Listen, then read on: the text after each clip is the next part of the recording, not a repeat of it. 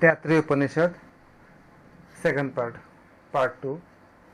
इसके पहले हमने लास्ट क्लास में हमने इसके बारे में चर्चा की थी, तैत्तिरीय उपनिषद के बारे में। और आज हम ये बताएंगे कि जो हमने कल जहाँ तक हमने किया था उसके बाद से भूव और सुवह, ये इनके ऊपर हमने चर्चा किए थे कि ये तीन प्रसिद्ध जो व्याहतियाँ होती हैं, इन तीनों से एक भिन्न चौथी व्याहति भी होती है जिसको महत कहा गया है। उसको महाचमस के पुत्र ने सबसे पहले जाना था। ये चौथी व्याहति को ही ब्रह्म कहते हैं।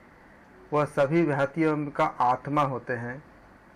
तैत्तिरीय उपनिषद के अनुसार अन्य देवता उसके अंग है। यहाँ इन तीनों के अलग अलग अर्थ हमें कई जगह मिलेंगे, हमें उसके याद करने होंगे एग्जाम्स के लिए। भू व्याहति पृथ्वी लोक है, भूव व्याहति अंतरिक्ष है। उस समय सुव क्या होगी? स्वर्गलोक होगी। और महत क्या होगा? सूर्य है, क्योंकि सूर्य से सब लोग वृद्धि प्राप्त करते हैं। अथवा आप लोग जो नोट्स बनाएंगे तो आपने एक पैराग्राफ में ऊपर का लिखेंगे और करके नीचे लिखेंगे भू व्याहति अग्नि है, भूवा व्याहति वायु है, सुव व्याहति सूर्य है और महा व्याहति चंद्रमा है। क्योंकि चंद्र से ही सब ज्योतियाँ वृद्धि को प्राप्त करती है। अथवा तो भूह व्याहति ही ऋग्वेद है और भूव ही क्या है? सामवेद है और सुव ही क्या है? यजुर्वेद है।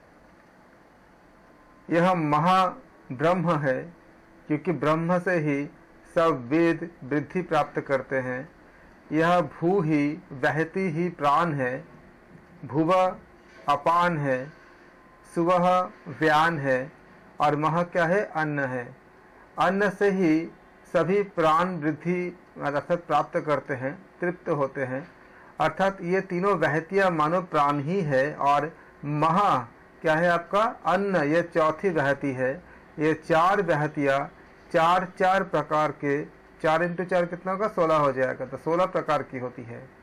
जो उन्हें तत्वतः जानता है वह पूरे ब्रह्म को जानता है। ऐसा ब्रह्मवेत्ता को सभी देव भेंट मतलब उपहार अर्थात बलि देने को बलि देते हैं। और इस तरह से हमारा 5वां अनुवाक क्या हुआ? हमारा समाप्त होता है। एग्जाम के दृष्टिकोण से आपको ये सारे याद करनी है, अलग अलग पैराग्राफ में लिखोगे, क्योंकि इनमें से कोई भी एक जो है आपको आ सकता है। ऑप्शन में आप मिलाएंगे कि किसके साथ कौन सा है, उसके अकॉर्डिंग आप इसका आंसर देंगे। फिर आता है आपका अगला, आपका 6th अनुवाक में कि इस हृदय में पूर्वोक्त तो जो यह आकाश है उसमें यह विशुद्ध प्रकाश में अविनाशी मनोमय पुरुष रहते हैं। कहाँ पे बताया गया है? इस हृदय में। दिशा क्या है? पूर्वोक्त तो जो यह आकाश है उसमें यह विशुद्ध प्रकाशमय अविनाशी मनोमय पुरुष रहते हैं। दोनों तालुओं के बीच में जो यह स्तन जैसा लटक रहा है, आप यहाँ देखो, इसमें आपको अच्छे से बताया गया इसमें कि यहाँ यह एष स्तन इवावलंबते सेन्द्र योनि यत्रासौ केशांतो विवर्तते वयप्योः शीर्ष कपाले भूरितग्नो प्रतिष्ठति भुव इय वायो। अर्थात इसके भीतर, अर्थात दोनों तालुओं के बीच में ये जो स्तन जैसा जो लटक रहा है उसके भीतर भी जहाँ यह बालों का मूल स्थान जिसको ब्रह्मरंध्र कहा गया है, अर्थात ब्रह्मरंध्र में जो स्थित है, वह मस्तक के दोनों कपालों को भेद कर जो सुषुम्ना नाम की नाड़ी निकली है। यहाँ क्या बताया गया है? सुषुम्ना नाड़ी का, इसमें ये बताए गए हैं कि एग्जैक्टली सुषुम्ना का स्थान बताए गए हैं कि जहाँ बालों का मूल स्थान ब्रह्मरंध्र स्थित है। कहाँ पे? ब्रह्मरंध्र। वहां मस्तक के दोनों कपालों को भेद कर जो सुषुम्ना नाम की नाड़ी निकली है वह इंद्र योनि अर्थात परमात्मा की प्राप्ति का द्वार है। अब परमात्मा की प्राप्ति का द्वार को क्या बताया गया है? तैत्तिरीय उपनिषद में इंद्र योनि बताया गया है। इसको आप याद रखेंगे। इसी तरह से क्वेश्चन निकाल के देते हैं ताकि आप कितने गहराई से अध्ययन किए हो इसको ये पता चल जाए। तो वहां मस्तक के दोनों कपालों को भेद कर जो सुषुम्ना नाम की नाड़ी निकली है वह इंद्र योनि यानी क्या? परमात्मा की प्राप्ति का द्वार है। महापुरुष अंत काल में भू इस वहति के रूप में अग्नि में स्थित है और भुव इस वहति के अर्थ रूप में वायु देवता में स्थित होते हैं। एग्जाम में क्या होंगे कि इन्हीं में से कोई एक ऑप्शन देंगे, क्योंकि इतने सारा इसमें डेटा है, इतने सारा आपका इसमें नाम है, इसमें से कहीं से भी दे सकते हैं। और यही वजह है कि इस बार जो करने के पूरा आपका कोर्स खत्म करने के बाद भी कुछ लोग जो कंफ्यूज हो जाते हैं एग्जाम में, वो इसीलिए होते हैं क्योंकि आप इसको अच्छे से एक चीज़ को अगर याद नहीं रहता है तो आप कंफ्यूज हो सकते हो। इसलिए आप बहुत अच्छे से याद रखना है इसको कि इस पर बताया क्या गया इसमें कि इसके भीतर भी जहाँ यह बालों का मूल स्थान ब्रह्मरंध्र स्थित है वह मस्तक के दोनों कपालों को भेद कर जो सुषुम्ना नाम की नाड़ी निकली है उस नाड़ी का नाम क्या बताया गया है? इंद्र योनि बताया गया है। यानी सुषुम्ना का एक नाम क्या है? इंद्र योनि। तैत्तिरीय उपनिषद के अनुसार वह क्या है? वह इंद्र योनि परमात्मा की प्राप्ति का द्वार है। तैत्तिरीय उपनिषद के अनुसार। उपनिषद का नाम जरूर याद रखेंगे, तभी एग्जाम में आपका ये बहुत ही ज्यादा महत्वपूर्ण होती है कि किस उपनिषद के अनुसार। महापुरुष अंतकाल में भू इस वहति के रूप में अग्नि में स्थित होता है और भुव इस वहति के रूप में, इस वहति के अर्थ रूप में वायु देवता में स्थित होते हैं। तो आप इसको याद रखेंगे कि भू वहति क्या है आपका? इसमें अग्नि में स्थित होना तैत्तिरीय उपनिषद के अनुसार। और भुव किस में स्थित रखते हैं?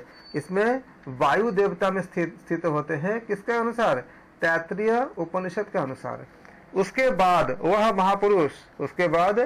महापुरुष स्व इस वहति के अर्थ रूप में सूर्य में स्थित होते हैं। कहाँ पे स्थित होते हैं? छठे अनुवाक के अनुसार, षष्ठ अनुवाक के अनुसार।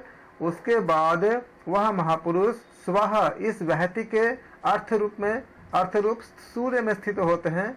बाद में महा इस वहति के अर्थ रूप में ब्रह्म में स्थित होते हैं। तो महा क्या है? ब्रह्म है।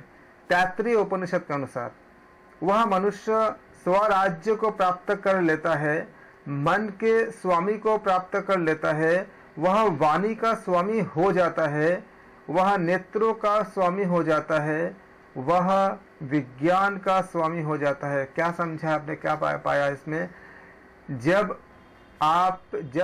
कोई महापुरुष इस तरह की स्थिति में प्राप्त होते हैं तो संसार के कुछ भी आप कामना कर लो, कुछ भी आप अपने लिए अगर सोच लो, जो भी आप प्राप्त करना चाहते हो, ये सारे जो आपका निर्मित किससे होती है?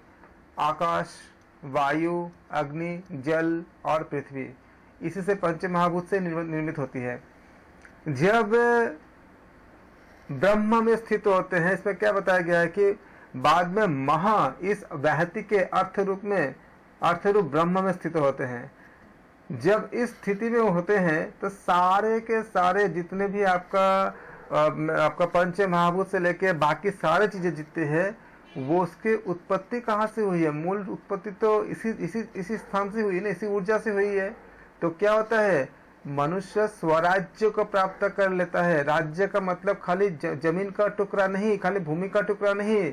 स्व मतलब स्वयं, अपने आप को। राज्य मतलब क्या हुआ? हमारे अंदर के जो अंतःकरण उन सब में हमारा नियंत्रण हो जाता है।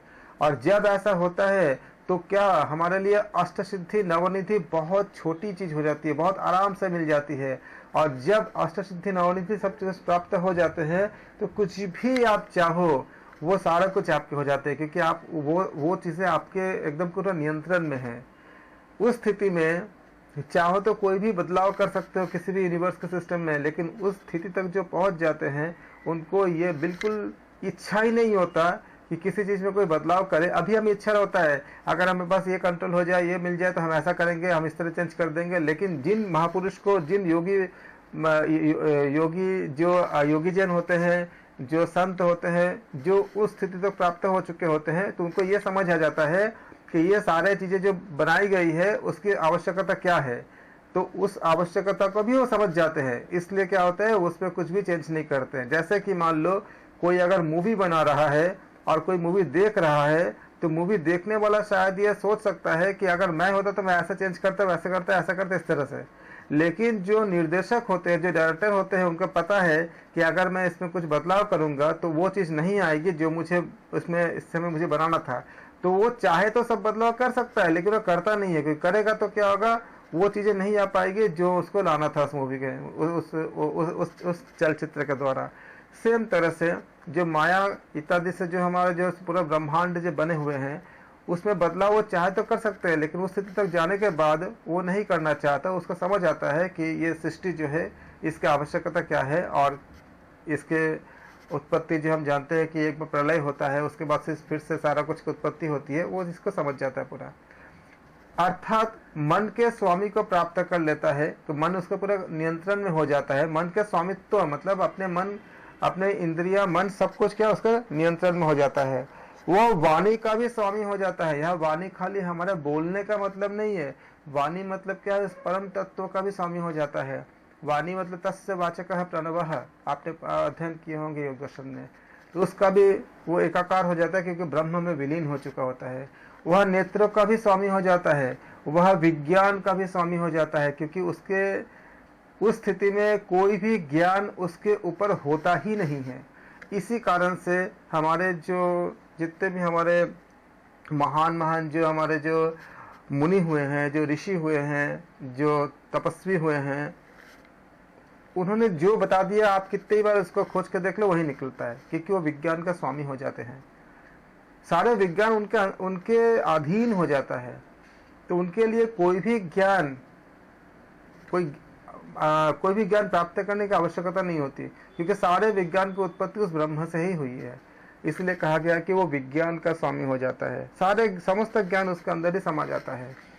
वह पूर्वोक्त साधन के द्वारा इस फल को प्राप्त करता है, क्योंकि ये एक जन्म की साधना नहीं होती है। जैसे अभी आप कर रहे हो, ये आप एक साधना की तरह कर रहे हो। करते करते आपके अंदर जितने दूर तक आप जाओगे, जैसे कि उदाहरण के लिए अगर आप स्कूल कॉलेज में आपने मान लो कि आपने 3 साल का 2 साल का आपने किसी कोर्स में आपने एडमिशन लिया आपने, तो पहला दिन ही आपका 2 साल का कोर्स पूरा तो नहीं हो जाएगा, लेकिन हर दिन क्या होगा, आप कुछ नया सीख के आएंगे और अगले दिन जहाँ तक आपने सीखा उसके बाद सीखेंगे। करते करते जब आपका 2 साल पूरी हो जाएगी तो आपका संपूर्ण ज्ञान भी पूरा हो जाएगा और फिर उस कॉलेज में दोबारा जाने की ज़रूरत नहीं पड़ेगी। उसी प्रकार से उस कोर्स के लिए जाने की ज़रूरत नहीं पड़ेगी, वहाँ से आपको सर्टिफिकेट लेकर आपको आ जाओगे। किसी और कोर्स के लिए जा सकते हो, लेकिन उसको आपको पूरी हो गई। उसी तरह से आप यहाँ जो भी योग के रास्ते में जो आप अपना जो कार्य कर रहे हो, जो भी जिस तरह से आप साधना कर रहे हो, ये ठीक वैसा ही है जैसे हम 2 साल 3 साल के लिए किसी कोर्स के लिए जाते हैं और एक दिन में तो पूरी नहीं होती है। इसी तरह से ये एक जन्म में आवश्यकता नहीं कि पूरी हो जाएगी। जैसे आपने जितने दिन आपने पढ़ाई किया, अगर आपने 3 महीने पढ़ाई किया तो 3 महीने में आपने जितना सीखा आपने, तो 3 महीने के बाद जो चौथे महीने का जो पहला दिन है वो 3 मंथ के बाद से शुरू होगा, कि 3 मंथ तक आपने जो सीख लिया उसके बाद से शुरू होगा। उसी प्रकार से जितने जन्मों तक आप इसको इन साधनों को अपने जीवन में आप उतारोगे, अगले जन्म में जहाँ तक कर चुके हो उसके बाद से शुरू होगा। ये बात भगवत गीता के चैप्टर नंबर 15 के श्लोक नंबर 8 में बताया गया है। आप लोग पढ़ के देखना कि जिस तरह से वायु एक जगह से फूलों के गंध को दूसरी जगह कैरी करके लेके जाता है, उसी प्रकार से प्राणी या सारे जीव एक जन्म किसी अपने किसी जिस जन्म में है उस जन्म के जब मनुष्य जब अपना शरीर त्याग करता है तो सारे चीज़ों को खाली शरीर छोड़ता है, अगले शरीर में उसी सारे कर्मों को लेकर जाता है और वहाँ से कंटिन्यू करता है। ये भगवत गीता के चैप्टर नंबर 15 श्लोक नंबर 8 में बताया गया है। आप उसको पढ़ना, बहुत अच्छा लगेगा आपको। काफ़ी चीज़ बताई गई उसमें अच्छे से। जैसे कि बताया गया है कि वह पूर्वोक्त साधन के द्वारा इस फल को प्राप्त करता है। और और इसी को हम बताते हैं कि ये साधना करते करते, जैसे हमने बताया कि अगर आपको 2 साल का कोर्स करनी है तो 3 महीने पढ़ाई के बाद जब चौथे महीने के जाओगे तो आपका 3 महीने वाले पढ़ाई दोबारा नहीं करने पड़ेंगे, आपका चौथे महीने के से ही आपका पहला दिन, मतलब उसके बाद से ही आपका शुरू होगा। तो लगातार करते करते करते करते पूर्वोक्त तो साधना के द्वारा, इसलिए बोला है कि पहले जो साधन किए गए हैं उसके द्वारा इस फल को प्राप्त करता है। वह ब्रह्म आकाश की तरह निराकार, क्योंकि आकाश का कोई आकार तो नहीं होता, लेकिन आकाश तो होता तो है। आकाश का आप कोई आकार कह सकते हो क्योंकि वो निराकार है। हम एक दिन इसके बाद अध्ययन करेंगे कि निराकार और साकार क्या होती है। निराकार और साकार के आधार पर हम जो कई विज्ञान के दृष्टिकोण से भी हम इसका चर्चा कर सकते हैं। रिलेटिविटी थ्योरी के आधार पर भी हम कुछ इसका चर्चा कर सकते हैं, अगर आप लोग साइंस के बैकग्राउंड के होंगे तो। और ये सर्वव्यापी ऊर्जा, हम जानते हैं कि भौतिक विज्ञान यानी साइंस के अकॉर्डिंग एनर्जी को न तो आप क्रिएट कर सकते हो, न ही डिस्ट्रॉय कर सकते हो। एनर्जी को न तो आप, ऊर्जा को न तो आप उत्पन्न कर सकते हो, न ही आप उसको विनाश कर सकते हो। केवल एक रूप से दूसरे रूप में रूपांतरण कर सकते हो। जैसे बिजली से आप पे लाइट पा सकते हो, बिजली से आप चुंबक पा सकते हो, क्योंकि आपके घर के जो पंखे वगैरह चलते हो चुंबक की शक्ति से चलती है। आपकी इलेक्ट्रिसिटी जाती है, कॉइल में जाती है, कॉइल में जाने के बाद एक लॉ होता है आपका, फ्लेमिंग्स का लॉ होता है, right hand rule, left hand rule, काफ़ी चीज़ें होती है। उसके अकॉर्डिंग वो मैग्नेटिज्म में कन्वर्ट होती है, और फिर मैग्नेटिज्म का एक कॉन्सेप्ट होती है जिससे उसका मैकेनिकल वर्क में कन्वर्ट होती है, उसके बाद वो चलती है। तो एनर्जी का क्या हो रही है, आपका रूपांतरण हो रही है। उसी प्रकार से जब आप बात करते, जैसे इलेक्ट्रिसिटी से आपका साउंड एनर्जी में कन्वर्ट होती है। जैसे आप जितने भी आपका डिवाइस, जैसे आपका कोई आप गाना सुनते हो, जिस भी माध्यम से गाना सुनते हो, क्या होती है, आपका इलेक्ट्रिकल एनर्जी को आप साउंड एनर्जी में कन्वर्ट कर रहे हो। इस तरह ऐसे ही आपका जो है ऊर्जा क्या होती है, आपका डिस्ट्रॉय नहीं होती, खाली आपका उसका रूप बदलता रहता है। 5 तरह की एनर्जी के बारे में आप पढ़ते हो, हीट, लाइट, साउंड, इलेक्ट्रिसिटी और मैग्नेटिज्म, जो अभी तक विज्ञान जिसका एक्सेप्ट किया है। और भी हो सकता है, अभी इसके ऊपर बहुत शोध चल रही है। तो इसी यहाँ हम देखते कि ब्रह्म जो होती है ये आकाश की तरह निराकार और सर्वव्यापी होती है, क्योंकि इसका कोई आकार नहीं होता इसलिए वो निराकार होते हैं, लेकिन होते सब जगह पे है। क्योंकि इसके पहले भी हमने अन्य उपनिषद में देखा था हमने कि ये पूरा यूनिवर्स जिस शक्ति से चलती है वो शक्ति ब्रह्म का है।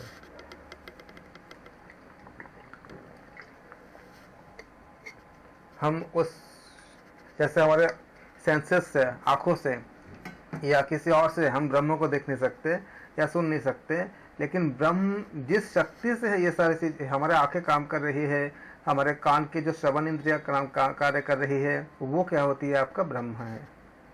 इसलिए कहा जाता है कि वह ब्रह्म आकाश की तरह निराकार और क्या है, सर्वव्यापी है। वह एकमात्र सत्ता रूप है। वह सभी इंद्रियों को आराम देने वाला है, शांति से संपन्न और अविनाशी है। ऐसा मानकर हे प्राचीन योग्य शिष्य, तुम उनकी उपासना करो, अर्थात उस ब्रह्म की उपासना करो। इस प्रकार से छठा अनुभाग आपका समाप्त होती है। सातवां अनुभाग में पृथ्वी, अंतरिक्ष, स्वर्ग, दिशाएं, ईशानादि दिशा कोण क्या क्या है, पृथ्वी, अंतरिक्ष, स्वर्ग, दिशाएं, ईशानादि दिशा कोण, ये 5 लोगों की आधिभौतिक पंक्ति होती है। अग्नि, वायु, सूर्य, चंद्रमा और नक्षत्र, ये 5 क्या होती है, आपका ज्योति समुदाय की पंक्ति है। क्या आपका ज्योति समुदाय की पंक्ति है। जल, वनस्पति, औषधिया, आकाश और आत्मा क्या क्या है, जल, वनस्पति, औषधिया, आकाश और आत्मा, और उनका संधान, ये उनका संधान रूप क्या है, स्थूल शरीर है। ये सब मिलाकर स्थूल पदार्थों की पंक्ति है। क्या होती है, स्थूल पदार्थों की पंक्ति होती है। इस प्रकार आधिभौतिक दृष्टि से वर्णन हुआ है। अब आध्यात्मिक दृष्टि से बताते हैं प्राण, व्यान, अपान, उदान और समान। क्या क्या है, प्राण, व्यान, अपान, उदान और समान, ये 5 प्राणों की पंक्ति है। इसमें क्या होती है, चक्षु, श्रोत, मन, वाक और त्वक। क्या क्या है याद करेंगे? चक्षु, श्रोत, मन, वाक और त्वक। साथ साथ बोलेंगे, अपने मतलब म्यूट रहते हुए बोलिए, अपने अपने जहाँ पर है अपने जगह पे रह के बोलिए। चक्षु, श्रोत, मन, वाक और त्वक, ये कर्णों की पंक्ति है। त्वचा, मांस, स्नायु, अस्थि और मज्जा, ये क्या है? शरीरगत धातु की पंक्ति है। देखो पूरा आयुर्वेद की बातें आई ना, जो हम लोग आयुर्वेद में जो पढ़ते हैं। त्वचा, मांस, स्नायु, एक्चुअली पूरा एनाटॉमी की बात आ गई पूरा। त्वचा, मांस, स्नायु, अस्थि और मज्जा, ये शरीरगत धातु की पंक्ति है। शरीर हमारा इसी धातु से बनती है ना। इस तरह ठीक तरह से कल्पना करके ऋषि ने कहे कि देखो, ऋषि ने कैसे बोला? कल्पना करके बताए। उन्होंने कोई वैज्ञानिक उपकरण से नहीं बताए, लेकिन उनकी कल्पना एक प्रज्ञा बुद्धि से है, जो एग्जैक्टली वही बताए थे जो विज्ञान है। यानी उनका कहना ही एक विज्ञान है। आज निकाल के देख लो, सारा विज्ञान के जितने भी शोध करना सारा करके देख लो, वही सब चीजें मिलती हैं। बाद में हमारे दूसरे जो महर्षि बताए हैं वो भी यही बताए। देखो, त्वचा, मांस, स्नायु, अस्थि, मज्जा, यही सब बातें आती है ना, ये सब बातें बताए सारा, कोई भी अंतर नहीं है। इस तरह ठीक तरह से कल्पना करके ऋषि कहते हैं कि ये सब पांक्त ही है। उपासक को अर्थात साधक को आध्यात्मिक पंक्त से बाह्य पंक्त को और बाह्य पंक्त से आध्यात्मिक पंक्त को पूर्ण करता है। इस प्रकार से ये 7वां अनुवाक हमारा समाप्त होती है। 8वें में ओम, यह शब्द ब्रह्म है, क्योंकि ओम सर्वरूप है। ओम क्या है? शब्द ब्रह्म है। तैत्तिरीय उपनिषद के अनुसार ओम क्या है? शब्द ब्रह्म है। तैत्तिरीय उपनिषद के अनुसार यह ओम की यह अनुकृति अर्थात अनुकरण सम्मिति हकार सूचक होता है। यह तो प्रसिद्ध है, यज्ञ कराने वाले लोग ओम श्रावय ऐसा करके ही बोलते हैं। ओम बोलकर ही समागान किया जाता है। आप जानते हो कि सामवेद जो होती है उसमें शास्त्रीय संगीत पूरा शास्त्रीय संगीत आपका सामवेद से आई है, और सामवेद में अब जो गायन करके प्रभु की स्तुति की जाती है।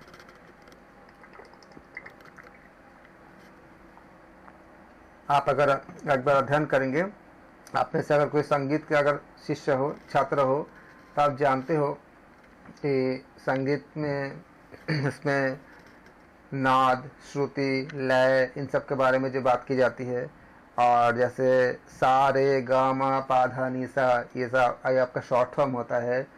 सा षडज से आई है, र ऋषभ से आई है, ग गांधार से आई है, म मध्यम से आई है, प पंचम से आई है, ध धैवत से आई है और न निषाद से आई है। और आप ये भी जानते होंगे कि ये सारे जो है सारे ग म प ध नि सा जो है ये एक विशेष नियम से चलती है। इनका फ्रीक्वेंसी गैप होता है।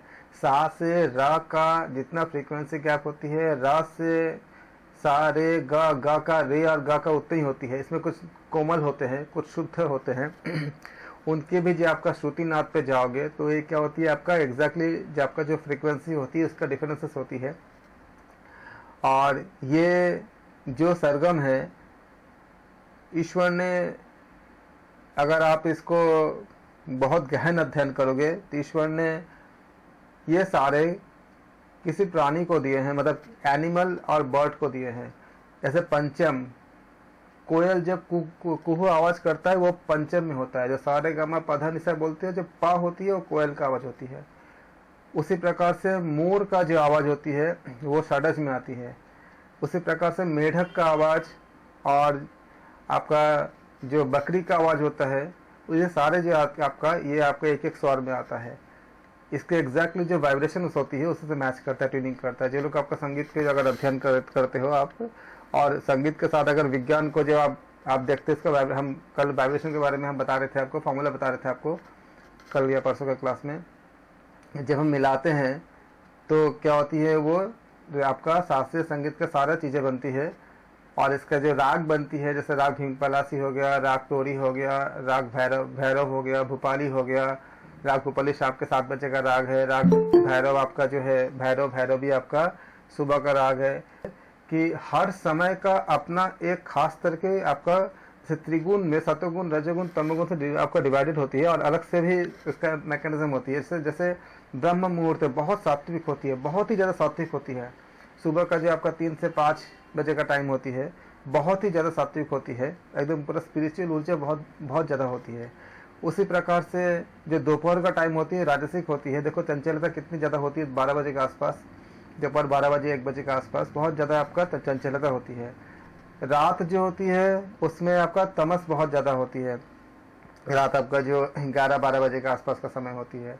तो उसके अकॉर्डिंग उसको काउंटर करने के लिए खास कर तरह के तरंगों का उपयोग की जाती है। इसलिए शास्त्रीय संगीत में एक विशेष हर समय के लिए अलग अलग राग बनाया गया है। और उसके बाद इसका बहुत ज़्यादा डिटेलिंग है, हम यहाँ पे नहीं जाएंगे क्योंकि उसमें इतनी ज़्यादा विस्तार है कि उपनिषद के साथ हम जब हम इन विज्ञान का जब हम व्याख्या करते हैं तो 3-4 घंटे क्लास निकल जाती है कि इतने सारा इसमें कंटेंट है। और हमें समझाने के लिए आपको विज्ञान का ज्ञान भी, नॉलेज भी ज़रूरत होती है ज़्यादा। थोड़ा सा बताया आपको ताकि आप समझो कि किस तरह से आपको उसको आधुनिक विज्ञान के अकॉर्डिंग कैसे बताया गया। और इसीलिए पहले एक वेद के लिए 12 साल का 12 ईयर्स का समय दिया गया था एक वेद को सीखने के लिए। जो चारों वेदों को सीखने के लिए 48 ईयर्स का समय दिया गया था। तो हमने क्या पाया, हमने कि ओम बोलकर ही समगान किया जाता है। समगान शब्दों को समझाने के लिए आपको जानना है कि समगान होता क्या है। तो इसलिए हमने शास्त्रीय संगीत के बारे में थोड़ा सा बात किया और ये आता कहाँ से है, किस तरह से है। और इसके साथ हम जो अभी बात किया आपको, इसके साथ अगर ये जो सरगम है, ये सातों के सातों जो आपका जो सा रे गा मा पा धा नि सा है, ये किसी न किसी बर्ड या एनिमल से लिया गया है। यानी इकोसिस्टम का कितना संबंध है। देखो इकोसिस्टम को नेचर ने किस तरह से आपको एक दूसरे के साथ आपका पिंक मतलब आपका पूरा पिरो के रखा है और ये सारे उनमें दिया गया है। इससे आप ये भी समझ सकते हो कि उनके जो आवाज़ होता है, जो वो बोलते, जैसे कोयल जब अपने जो कुहू कुहू करती है, उसका हमारे आपका इकोसिस्टम में कितना योगदान होती है। वो वाइब्रेशन कितना पॉजिटिविटी क्रिएट करता है। और आगे जाकर अगर आप इसको दूसरे शोधों को देखोगे तो इनके जो मतलब एक साथ जब अलग अलग जगह रहते हुए भी इनके सरगम एक विशेष तरह की सकारात्मकता उत्पन्न करती है। इसीलिए देखोगे कि जब सुबह में अगर एक साथ अगर कोई जैसे जो पक्षियों का जो कलरव होती है उसमें शोर नहीं होता, उसमें एक बहुत अच्छा सा आपको एक, जैसे अगर आप सुनोगे तो आपको शोर महसूस नहीं होगा, आपको एक मेडिटेशन महसूस होगा। इसमें अगर हम और अगर इसके अंदर की गहराई तक जाएं तो आप पाओगे कि जो पानी, झरने का पानी जो नीचे गिरती है वो एक विशेष तरह के ऐसे वाइब्रेशन, ऐसा फ्रीक्वेंसी में गिरती है जो हमारे इसी सरगम का ही एक हिस्से की तरह होती है, जो हमारे न्यूरो साइंस के साथ बहुत जुड़ती है। हमारे जो स्ट्रेस तनाव को ख़त्म कर देती है, कम कर देती है बहुत ज़्यादा मात्रा में। इसलिए वो जो पानी का जो आवाज़ होती है उसको रिकॉर्डिंग करके भी लाती है, लेकिन रिकॉर्डिंग में वो चीज़ नहीं आ पाती जो आपका नेचुरल में आती है। वहाँ से अगर आप जाते हो, इसलिए आप पहाड़ों की तरफ ज़्यादा घूमने जाते हो, इतना अच्छा लगता है। वो वाइब्रेशन अगर कुछ टाइम के लिए भी आप लेते हो तो हमारे जो ब्रेन के जो आपका सेल होती है, जो आपका जो न्यूरो सेल्स होती है, इसमें जब हम एनाटॉमी के बारे में बात करेंगे, अभी तो हम एनाटॉमी में पढ़ाऊँगा आपको कुछ टाइम बाद, वहाँ बताऊंगा कि किस तरह से आपका जो है ये सारे उसके सेल के अंदर के मैकेनिज्म के साथ इनका क्या संबंध होती है और किस तरह से आपको इसको डेवलप करता है कि आप बहुत ज़्यादा अच्छे से चीज़ों को एक्सेप्ट करने में, समझने में, अपने तनाव को कम करने में किस तरह से मदद करती है, पूरे इकोसिस्टम को मदद करती है। इसलिए इसमें बताया गया कि ओम बोलकर ही समगान किया जाता है। ओम अर्थात सोम जो होती है, ऐसा बोलकर गतिहीन अर्थात आछंदस ऋचाव का पाठ किया जाता है।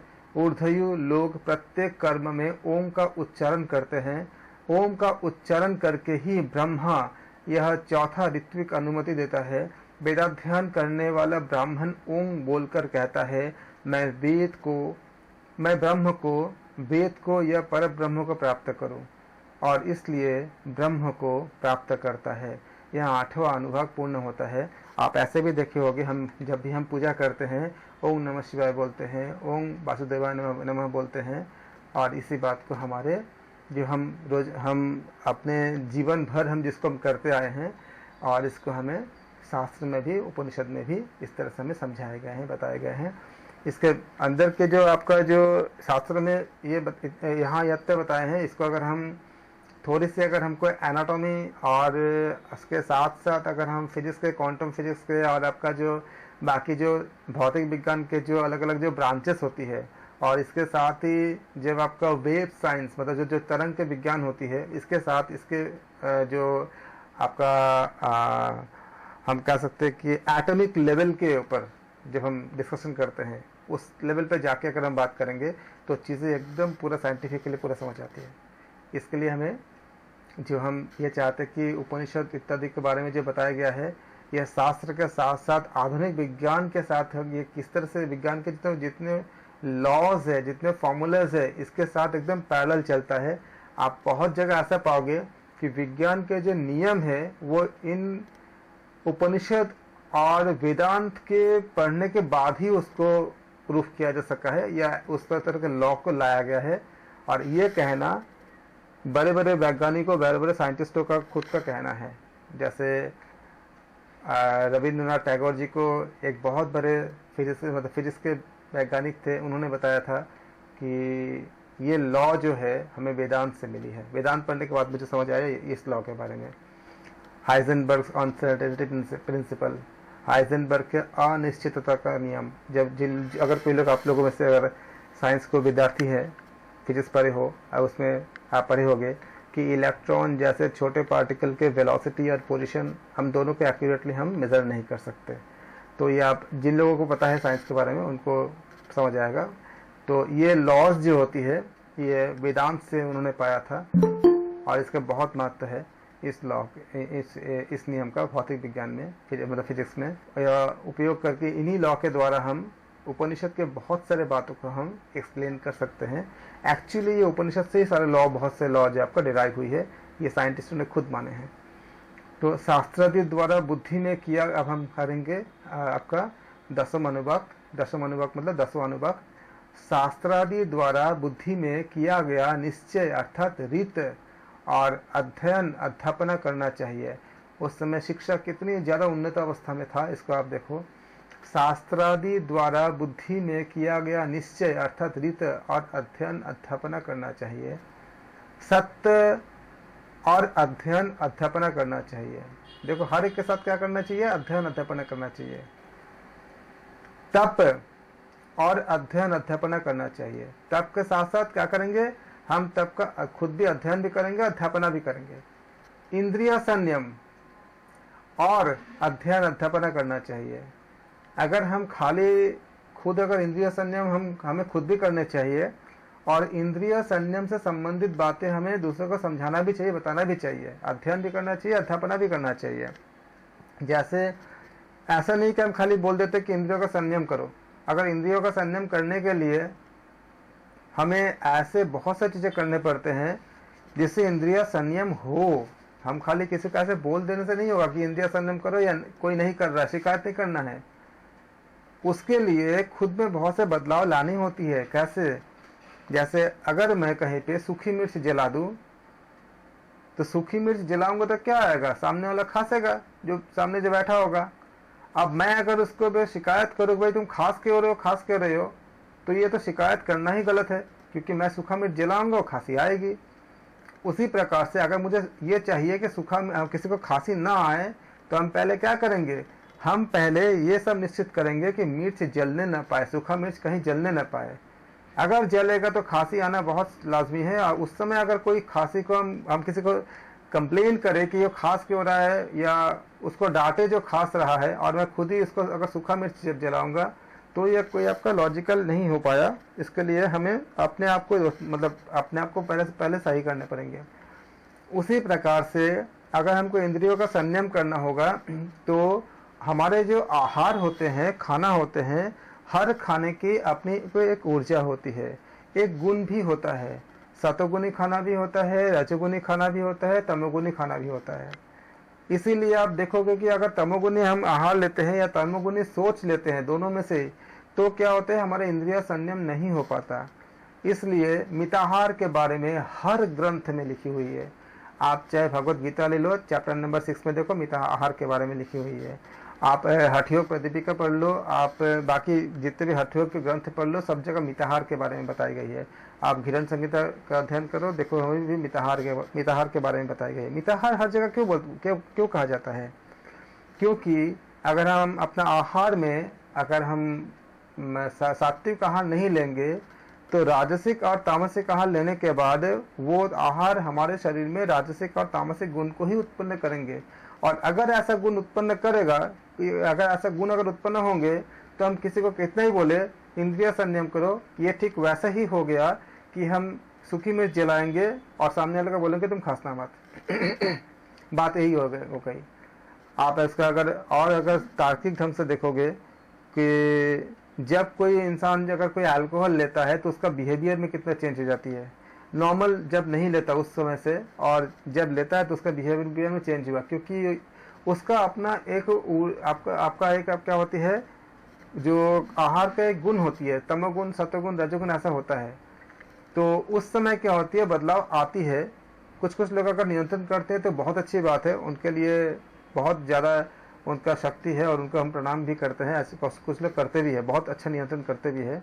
और कुछ लोग ऐसा भी होते हैं जो आपका मतलब कैसा भी आहार करे लेकिन अपने इंद्रियों को संयम करने के बहुत ज़्यादा करीब होते हैं, कोशिश करके कर लेते हैं। ऐसे कुछ लोगों में धैर्य होते हैं। लेकिन हम आम लोगों के लिए बात कर रहा हूँ, एक सामान्य लोगों की बात कर रहा हूँ कि अगर हम खाना को बदलेंगे तो क्या होती है, बदलाव आती है सोच में, विचार में, और आपका जो है आपके सारे धारणाओं में। आप देखो कि अगर हम बोलते हैं ना कि अगर आप कोई फास्ट फूड खाता है तो इतने शरीर में इतने सारे व्याधियाँ कैसे हो जाती है। अगर शरीर में व्याधियाँ होंगे तो मन कैसे सात्विक, मन क्या हमारा एकाग्र रह पाएगा, नहीं रह पाएगा। तो इस तरह से क्या हुआ, खाने हमारा क्या होती है, ऊर्जा को उत्पन्न करता है। ऊर्जा का क्या होती है, विशेष गुण होती है। इसीलिए कहा गया कि अध्यापना भी करना चाहिए। अगर हम इसको अध्यापन नहीं करेंगे, लोगों तक इस बात को नहीं लेके जाएंगे, एक तो खुद अध्ययन करेंगे। जब हम खुद अध्ययन करेंगे तो हम अपने आप को इंद्रिय संयम की तरफ ले जा पाएंगे। और उसके बाद क्या करना होगा, अध्यापन भी करने होंगे। जहाँ जहाँ हमारा जो क्षेत्र है, जिस क्षेत्र में हम रहते हैं, अगर कोई टीचर है तो अपने स्टूडेंट को बताएंगे, अगर माता पिता है तो बच्चे को बताएंगे, अपने अगर दोस्त है तो जिन दोस्तों को लगता है कि बोलना चाहिए, सबको तो नहीं, जिनको लगता है कि बोलना चाहिए उनको वो बताएंगे, जो जहाँ पे जिस भी स्थिति में रहते हैं। तो और क्योंकि गीता में भी बताया गया है कि आपके हे अर्जुन, तुम उन्हीं को बताना जिनको अंदर ये सुनने की इच्छा हो, जिनके अंदर भक्ति हो, या उनके जिसके अंदर आग्रह हो। तो हमें इस हिसाब से क्या करना चाहिए, हमें अध्ययन और अध्यापन दोनों करते रहना चाहिए। क्योंकि इस अनुवाक में हर जगह पर अध्यापन का बात आई है, तो मुझे थोड़ा सा विस्तार से बताना पड़ा कि क्यों आई हैं, और आप हमें अपने जीवन में कैसे उसको हम उतारेंगे, इसके लिए हमें थोड़ा सा इसे व्याख्या करने पड़े। इसकी व्याख्या बहुत बड़ी है क्योंकि हमारे पास समय की सीमा बहुत ज़्यादा होती है, तो मैं उसको ध्यान में रखते हुए इसको मैंने बहुत छोटा में हमने किया। इसमें इसकी एक्सप्लेनेशन बहुत ज़्यादा लंबी है। तो हमने क्या देखा इसमें कि तप और अध्यापन करना चाहिए, इंद्रिय संयम और अध्यापन करना चाहिए। क्योंकि डिजायर अगर उत्पन्न होगा, एक ऊर्जा की तरह होती है, उसको आप दबाओगे तो भी आपका ज़्यादा वो नहीं करता। उसको एक होती है शमन, एक होती है दमन। तो शमन होने से क्या होती है, वो इच्छा ही नहीं उत्पन्न होती। और दमन क्या होती है, आपको इच्छा उत्पन्न हो रही है, हमें मतलब कुछ खास तरह के खाना खाने की इच्छा हो रही है, हम दबा के रख रहे हैं, तो ये क्या करता है, मन हमारी इच्छा तो अगर तीव्र होगी तो उसको पचाने के लिए जो आपका एंजाइम वगैरह ज़रूरत होती है। जैसे अगर आपको अचार खाने का बहुत मन कर रहा है और आप अचार खा नहीं रहे हो, दबा के रख रहे हो, लेकिन जैसे ही आप अचार के बारे में सोचोगे आपके मुंह में पानी आ जाता है। पानी क्यों आता है, क्योंकि एक तरह के एंजाइम, लार इत्यादि आपका स्रावित होता है, जो काम करता क्या है, अचार को पचाने का काम पचाने के लिए, डाइजेशन करने के लिए काम आता है वो। तो इस तरह से आपके शरीर में उस तरह के केमिकल का आपका स्राव जो है हो ही गया, भले ही आप नहीं खा रहे हो। लेकिन अगर आपने शमन किया तो आपके ये इच्छा उत्पन्न ही नहीं होगा। जब इच्छा उत्पन्न नहीं होगा तो क्या होगा, उस समय आपके वो उस तरह के एंजाइम या रसायन बॉडी पे आपका सिक्रेशन होगा नहीं, तो वो ज़्यादा क्या होती है, इम्पैक्ट होती है, उसका ज़्यादा महत्व होती है कि इच्छा उत्पन्न ही नहीं होगा, उसको शमन कहते हैं। इसलिए क्या करना चाहिए हमको, इंद्रिय समन, इंद्रिय संयम और अध्ययन अध्यापन करना चाहिए। मनोनिग्रह और अध्ययन अध्यापन करते रहना चाहिए। ये सारे व्याख्या हमने अध्ययन अध्यापन क्यों करना चाहिए हमने अभी किया। तो मनोनिग्रह और अध्ययन अध्यापन करते रहना चाहिए। अग्नि का आधान और अध्ययन अध्यापन करते रहना चाहिए या करना चाहिए। अग्निहोत्र और अध्ययन अध्यापन करते रहना चाहिए। अतिथि सत्कार, अतिथि सत्कार और अध्ययन अध्यापन करते रहना चाहिए। यहाँ पे जो भी बात करोगे स्थान काल और पात्र को विवेचना करके ही आप करोगे। अतिथि सत्कार जिस समय ग्रंथ लिखी गई थी उस समय बहुत अच्छे हमेशा लोग ज़्यादातर अच्छे होते थे, और अतिथि का सत्कार आज भी करना चाहिए, लेकिन ज़रूर ध्यान में रखना चाहिए कि अपनी सुरक्षा को ज़रूर ध्यान में रखना चाहिए उसके बाद ही, क्योंकि आज हमारे सामने अलग तरह के वातावरण में हम रहते हैं, तो उसको देख करके अपनी सुरक्षा को देखते हुए उसके बाद करना चाहिए। लेकिन जहाँ हम कर सकते हैं, जैसे हम अगर रास्ते में जा रहे हैं कहीं पे और मुझे वास्तव में देख रहा है कि कोई भूखा है या कोई प्यासा है, गर्मी का मौसम है, तो उस समय अगर आपके पास सामर्थ्य है तो आप उसको जो भी उसका आवश्यकता है, रोटी की, आहार की, खाने की, या उसको आप उसको पानी की अगर ज़रूरत है तो अगर आपके पास सामर्थ्य है या आपके पास पानी है, पानी दे दीजिए। सामर्थ्य है तो आप उसको परचेस करके पानी दे दीजिए, लेकिन अपनी सुरक्षा को ध्यान में रखते हुए। तो इस तरह कहा गया कि अतिथि सत्कार और अध्ययन अध्यापन करते रहना चाहिए। अतिथि सत्कार जो सात्विक तरह के होते हैं, जो वास्तव में जो नीडी होते हैं, उनके अगर करते हैं तो हमारे बहुत सारे खुद का ऑब्स्टिकल आपका सही ठीक हो जाता है, बहुत से बाधाएं ठीक हो जाती है। लेकिन वो एक सच्चे होना चाहिए, कोई मिसयूज नहीं होना चाहिए। अगर कोई सामने वाला बोल रहा है कि मुझे ये आवश्यकता है, तो सच में वो नीडी होना चाहिए। ऐसा नहीं कि वो ऐसा ही बोल रहा है और कुछ उसका दुरुपयोग कर रहा है, वो नहीं।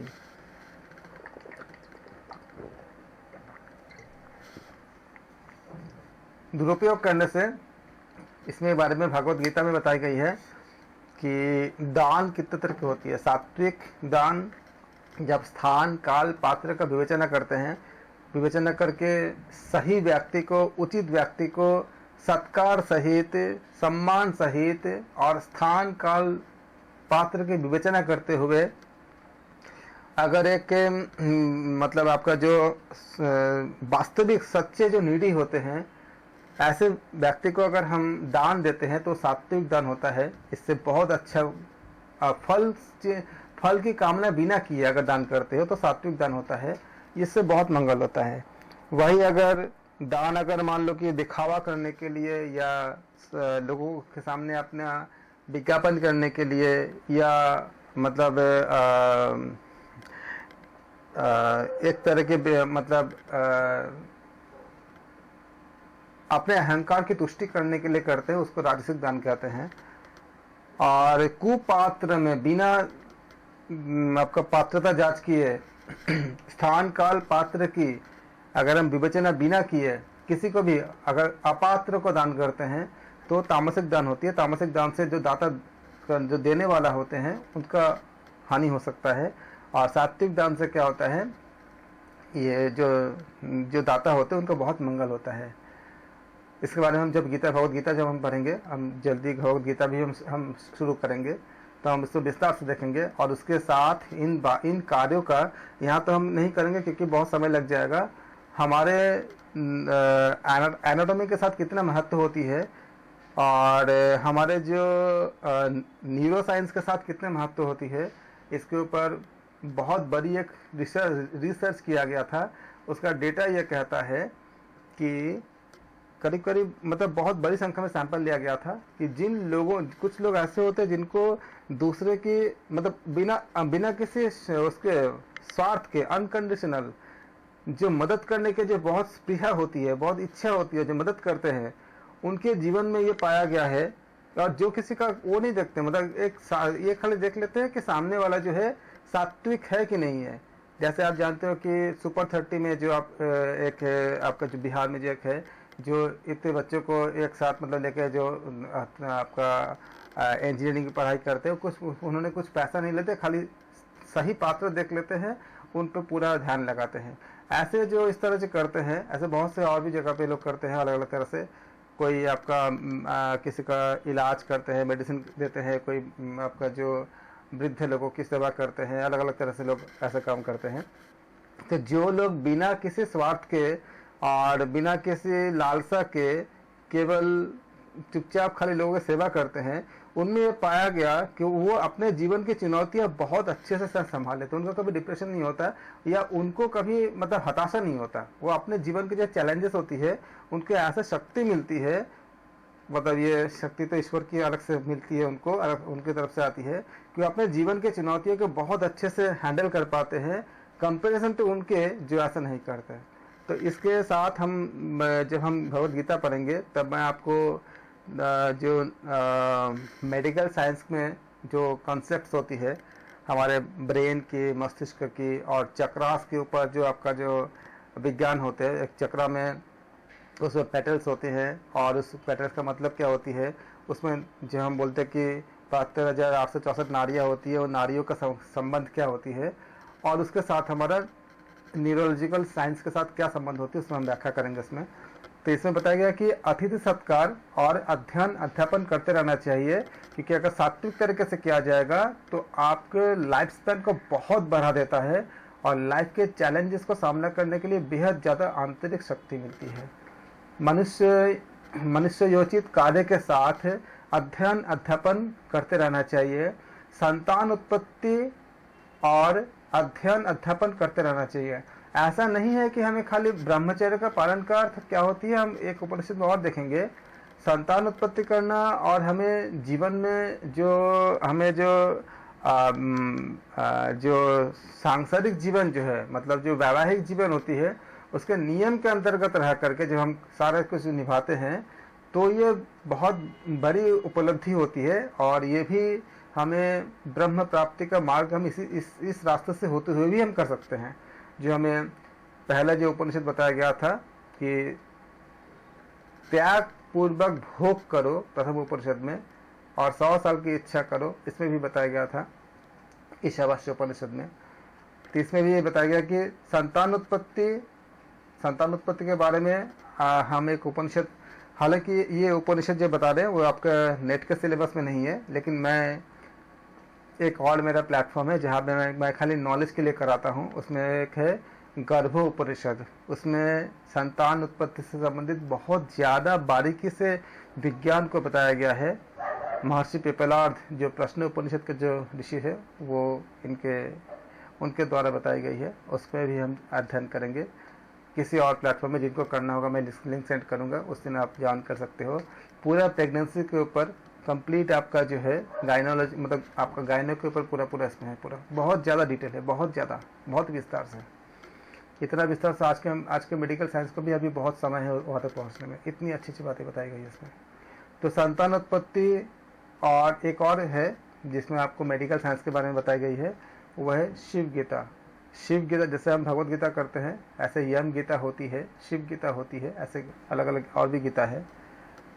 तो मेरे पास 8 तरह के गीता है, मैं उनको चैनल पे मैं प्रेजेंट करूँगा। आप लोग मेरे चैनल को सब्सक्राइब कर देना, तो क्या होगा कि जैसे जैसे आता जाएगा आपको, अगर आप क्लास क्योंकि सारा कुछ का रिकॉर्डिंग हम यहाँ नहीं भेजते, यहाँ खाली नेट के संबंधित चीज़ों को ही भेजते हैं। आप चैनल से जैसे जैसे अपलोड होगा, मातृशक्ति चैनल, इसको नया मैंने लॉन्च किया है इसको, तो इसमें सब आता रहेगा, आप उसको वहाँ से भी देख सकते हो जब आपको मन होगा। इसका आपको काफ़ी नॉलेज मिलेगा। यहाँ इस ग्रुप पे खाली उतने ही चीज़ हमें भेजते हैं जो कि नेट के लिए कनेक्ट, जो नेट के सिलेबस की रिकॉर्डिंग है। बाकी और भी बहुत कुछ है जो यहाँ पे आपको डाला जाएगा चैनल पे, वहाँ पर आपको मिल जाएगा सारा चीज़ें। तो संतान उत्पत्ति और अध्ययन अध्यापन करते रहना चाहिए। शास्त्रोक्त रीति से स्त्री संघ और अध्ययन अध्यापन करते रहना चाहिए। इस उपनिषद में भी स्त्री संघ को मना नहीं किया गया है, लेकिन क्या बताया गया है, शास्त्रोक्त रीति से। इसके बहुत से नियम होते हैं, हम आगे देखेंगे कि नियम क्या क्या है स्त्री संघ का। तो मना नहीं किया गया, लेकिन इसमें कुछ नियम बताए गए हैं। तो शास्त्रोक्त रीति से स्त्री संग और अध्ययन अध्यापन करते रहना चाहिए या करना चाहिए। पौत्रों की उत्पत्ति और अध्ययन अध्यापन करना चाहिए। पुत्र और पुत्र के जो पुत्र होते पौत्र, तो यहाँ तक भी आप जाते हो, जब दादा भी बन जाते हो तब भी आप अध्ययन अध्यापन करते रहना चाहिए। रथितर का पुत्र सत्यवक्ता मानता है कि सत्य का ही आचरण करना चाहिए। सत्य का आचरण क्या है, इसके बारे में हम थोड़ा सा बता रहा हूँ, लेकिन इसके बहुत विस्तार। सत्य क्या होती है? ये शरीर आपका है, ये शरीर मेरा है, क्या ये सत्य है? अगर ये सत्य होता तो फिर 100-150 साल के समय के पहले भी होता, बाद में भी होता। तो ऐसा तो है नहीं। आज से जो भी जिसका जितने उम्र है, जैसे मान ले 100 साल अगर मान लेते हैं, तो 100 साल के पहले ही शरीर क्या था? पंच तत्व का हिस्सा था। आकाश, वायु, अग्नि, जल और पृथ्वी। मृत्यु के बाद भी उसका हिस्सा बन जाएगा। तो क्या ये सत्य है? सत्य तो बदलता नहीं है, तो बदल कैसे गया? तो सत्य का आचरण करना चाहिए। सत्य का आचरण क्या होती है? वो पर ब्रह्म, जो ब्रह्म है वही सत्य है, और उनको प्राप्त करने की जो विधि होती है उसी का आचरण करना चाहिए, क्योंकि वही सत्य है। उसके अलावा सब कुछ रूपांतरण होती है, सब चीज़ का रूपांतरण होती है। किसी भी कोई भी चीज़ फिक्स नहीं होती। भगवत गीता के चैप्टर नंबर 13 में भी ये बताया गया है कि आत्मा ही, ये हम खुद ही जो है अपने आत्मा के शत्रु भी होते हैं और मित्र भी होते हैं। हम जब भगवत गीता अध्ययन करेंगे तो और विस्तार से देखेंगे उसमें। तो सत्यवक्ता मानता है कि सत्य का ही आचरण करना चाहिए। यहाँ सत्य का मतलब क्या हुआ? उस ब्रह्म की प्राप्ति के लिए जो आचरण करते हैं वही सत्य है, और जब उसके आचरण करते हैं तो बाकी असत्य की तरफ अब जाते ही नहीं हो। अपने आप ही बाय डिफॉल्ट सब कुछ सच ही बोलने लगते हो। जब आप उस तरह के आचरण को, अब उस ब्रह्म के लिए आचरण को अपने जीवन में जब उतारते हो तो। और भी बहुत सारे इसका गूढ़ विश्लेषण है, अभी नहीं जा रहा हूँ, खाली थोड़ा सा बताया आपको कि हम लोग जो सोचते हैं कि सत्य क्या है, क्या ये सत्य है कि आपके पास जो भी आपका जो प्रिय चीज़ है, क्या ये सत्य है? अगर वो सत्य होता, हर चीज़ का एक समय होता है ना आपका रूपांतरण होने का, तो फिर वो कभी रूपांतरण होता ही नहीं। बहुत अच्छे से आपके पास ड्रेस है, ये ड्रेस का हमेशा है। कुछ टाइम पहले उसके बनने से पहले वो किसी और चीज़ में था। जैसे अगर आपके पास कॉटन का कपड़ा है तो वो रुई के फॉर्म में था, एक पौधे में रुई के फॉर्म में था। उसके पहले पौधा किस फॉर्म में था? वो मिट्टी के अंदर था। उसके पहले आप देखो कि और किसी जगह तो कहाँ जाती है? जो यही वही आपका पंच महाभूत पे सब कुछ आपको था पहले। वह जो आपका जो इतना जो फेवरेट आपका जो ड्रेस है, और इसके बाद भी कुछ टाइम बाद उसी में जाएगा, पंच महाभूत में ही जाएगा। तो फिर सत्य कैसे होगा? तो सत्य का अर्थ क्या होती है? उस पर ब्रह्म को, अब उस पर आज जब हम उसका अध्ययन कर रहे थे ना, ऐसा आपका 5 बजे के क्लास में जब हम कर रहे थे योग दर्शन का, वहाँ जो हम वहाँ जो चर्चा कर रहे थे कि अपने स्वरूप में अधिष्ठित हो जाना, वो क्या होती है? आपका सत्य होती है। तो उसी का आचरण, इसलिए बताते हैं कि रथितर का पुत्र सत्यवक्ता मानता है कि रथितर शब्द का भी बहुत विश्लेषण है, मैं जाऊंगा नहीं विश्लेषण में, बहुत समय लग जाएगा। रथी क्या होती है? जो रथ में जो रहता है। रथ क्या होती है? आपने इसके बारे में कठोपनिषद में सब कुछ अध्ययन किए होंगे। रथितर का पुत्र, रथितर जो रथ में होता है उसका पुत्र सत्यवक्ता, सत्य का जो बोलने वाला वो क्या है? सत्यवक्ता। सत्य क्या होती है? जो ब्रह्म के बारे में हमेशा जो सोचता है, बोलता है, वो क्या है? वो सत्यवक्ता है। कितनी देखो बारीक बारीक चीजें निकल रही है इसमें से। तो सत्यवक्ता जो ब्रह्म के बारे में आपका जो हमेशा चिंतन करता है, वो सत्यवक्ता ये मानता है कि सत्य का ही आचरण करना चाहिए। हालांकि अगर आपका एग्जाम में आता है तो आपको ये चीज आपको खाली यही बतानी है कि रथितर का पुत्र सत्यवक्ता ये मानता है, लेकिन इसका जो विश्लेषण है ये आपके खुद के लिए है, हमारे खुद के लिए है। तो रथितर का पुत्र सत्यवक्ता मानता है कि सत्य का ही आचरण करना चाहिए, परंतु सदैव तपोनिष्ठ ऐसे पुरुष शिष्ट का मत है कि तप ही सदैव अनुष्ठान करने चाहिए। तप जानते हो ना क्या होती है? आप लोग योग दर्शन में भी पढ़े होंगे ना तप के बारे में। अनुष्ठान करने योग्य होते हैं, अर्थात आचरण करने योग्य होते हैं। क्रिया योग में आपने पढ़ा ना तप क्या होती है योग दर्शन में। परंतु मुद्गल के पुत्र नाक मुनि का मत तो यही है कि स्वाध्याय और प्रवचन अर्थात अध्ययन और अध्यापना ही करते रहना चाहिए। यहाँ जो एक एक शब्द बताते हैं ना, इनका बहुत गूढ़ मतलब व्याख्या होती है। जैसे आपने देखो क्या बोला इसमें, क्या बताया गया? सत्य वक्त रथितर, रथितर का कितनी गूढ़ व्याख्या होती है। रथ रथी, और रथी में जो आपका जो रथ में जो बैठा है वो रथी। तो रथ क्या होती है इसके बारे में जो कठोपनिषद में हमने देखा था, हमने इसका विस्तृत व्याख्या था।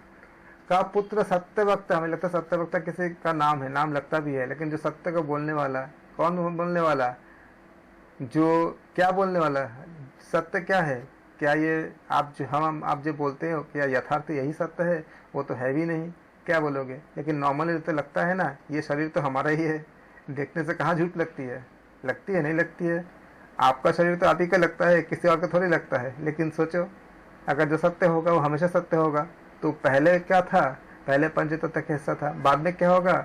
वो भी इसका हिस्सा होगा, तो भी सत्य कहाँ रहा?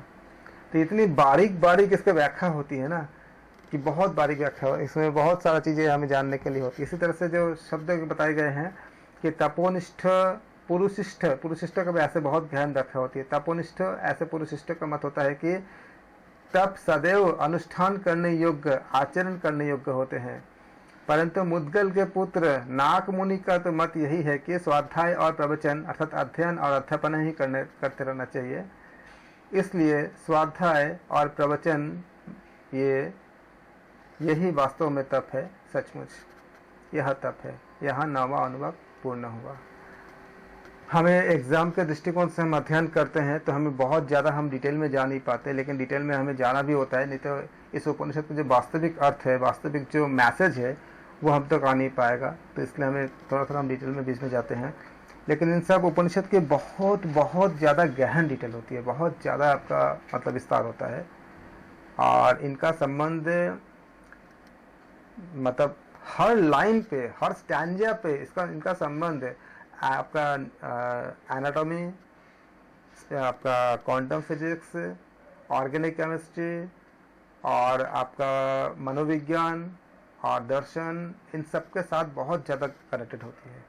हम इसमें तभी जहाँ संभव हो सकता है, इतने छोटे क्लास में भी हम कोशिश करते हैं कि आपको दोनों चीज़ मिले। एग्ज़ाम्स के लिए तो आप तैयारी कर ही रहे हो, साथ साथ इस उपनिषद के विज्ञान को भी आप अच्छे से समझ सको। और इसके अलावा हम एक और भी मैं फेसबुक लाइव वगैरह या दूसरे एप्लीकेशन में जल्दी लॉन्च करूँगा, और पॉडकास्ट वगैरह भी आने वाला है, जिसमें आप लोगों को इसके बहुत ज़्यादा डिटेल विस्तार से आपका वैज्ञानिक व्याख्या आपको मिलेंगे। जिनको विज्ञान के एंगल से व्याख्या चाहिए, जानने के चाहते हैं, उन लोगों के लिए सारा बहुत जल्दी इसको हम लॉन्च करेंगे। ये आप लोगों के लिए यहाँ पे हमने आज 9वां अनुभाग हमने समाप्त किया। कल हम करेंगे 10वां अनुभाग करेंगे, और योग दर्शन भी हम बहुत जल्दी इसके बाद करेंगे, जहाँ तक हमने किया आज किया हमने। आप सबका धन्यवाद, थैंक यू सो मच। आपको कोई भी क्वेरीज होगा ना, आप लोग को इसमें चैनल पे आप कमेंट कर सकते हो, या आपका जो डाउट होगा, कोई सजेशन होगा, कुछ डाउट होगा, कुछ भी पूछना होगा, तो आप उसमें कमेंट में डाल देना। मैं आपको सारा आंसर वहाँ दे दूंगा, या आप लोगों में ग्रुप में डाल दूंगा। जिसका जो भी क्वेरीज होगा आप वहाँ डाल देना, या कोई सजेशन या कुछ भी अगर आप डिस्कशन करना चाहते हो तो वहाँ डाल देना, वहाँ पे पोस्ट कर देना, कमेंट में कर देना। और चैनल को आप सब्सक्राइब कर दोगे तो आपको जो भी जितने भी कंटेंट आएगा आपको अपने आप मिलते जाएंगे। धन्यवाद आप सबका, थैंक यू।